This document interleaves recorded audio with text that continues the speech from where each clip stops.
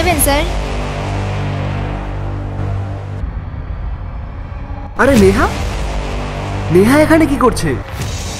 তৃষা শোনো, ওই যে মেয়েটা দেখতে পাচ্ছ চিপস বিক্রি করছে, তুমি তাড়াতাড়ি যাও গিয়ে ওকে আটকাও, না হলে এখনই গ্রিন সিগন্যাল হয়ে যাবে। ম্যাডাম, আপনি আমাকে কোথায় নিয়ে যাচ্ছেন? এই তো সামনে, তুই একটু তাড়াতাড়ি হাঁট। বোন, আরে দাদা, তুমি এখানে? তুই এখানে রাস্তায় রাস্তায় ঘুরে চিপস বিক্রি করছিস কেন? আর তোর পায়ে কি হয়েছে? দাদা, তুমি তো জানোই আমি বাবার মতের বিরুদ্ধে গিয়ে বিয়ে করেছিলাম, আর একদিন আমরা দুজন শপিং করতে বেরিয়েছিলাম, আর সেদিন রাহুল, আমার পা! রাহুল! আর এই ঘটনার পরে ও আমাকে ছেড়ে চলে গেল, আর এটা বলল যে ও চায় না ওর বাচ্চার মা একজন পঙ্গু হোক। ও আমাকে ঘাড় ধাক্কা দিয়ে বাড়ি থেকে বার করে দিল। তারপর দাদা, পেট চালানোর জন্য কিছু তো করতে হতো, তাই এই চিপস বিক্রি করছি। তোর আর আমার মধ্যে যে সম্পর্কটা, সেটা রক্তের সম্পর্ক চেয়ে অনেক বড়, আর তোকে এভাবে দেখে আমার কষ্ট হচ্ছে রে। রোহন, তুমি এটা কোন চিপস বালির পেছনে নিজে টাইম নষ্ট করছো? এটা আমার বোন হয়, আর ওর সাথে সম্মান দিয়ে কথা বলো।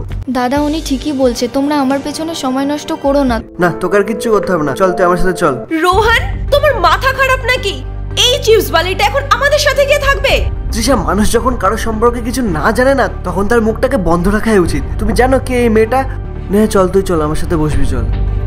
সাবধানে।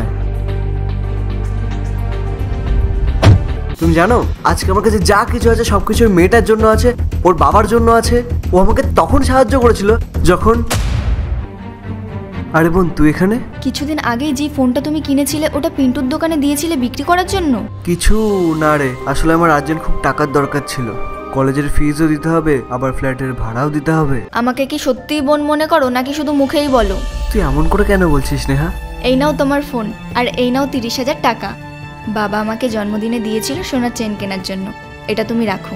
আরে না রে, আমি তোর থেকে টাকা নিতে পারবো না, এটা তোর বাবা তোকে উপহার দিয়েছে। তুই রাখ, তুই রাখ।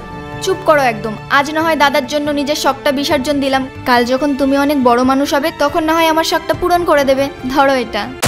তৃষা, বোঝার চেষ্টা করো, আজ আমাদের কাছে যা কিছু আছে সবকিছু নেহার জন্য, আর যদি প্রয়োজন পড়ে না, আমি ওর জন্য তোমাকেও ত্যাগ করে দেবো। রোহন, তুমি এসব কি বলছো? এরকম ছোটখাটো উপকার সবাই করে।